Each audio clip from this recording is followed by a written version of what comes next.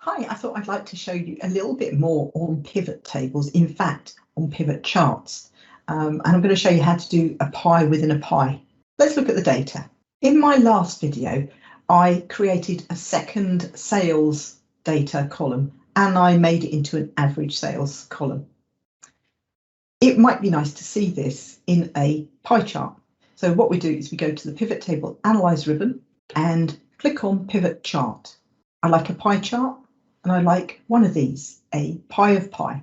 In it pops. Now I'll move it in a minute. Let's just sort it out because it's not got any labels on. So go to the design ribbon and here, quick layout's pretty good.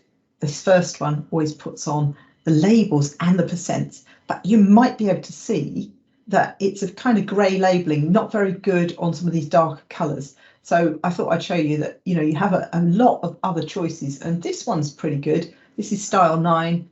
You get in a label in the colour that matches the slice of the pie. So obviously you're going to need to do something with your title, whatever this product is, widget sales and whatever year it is.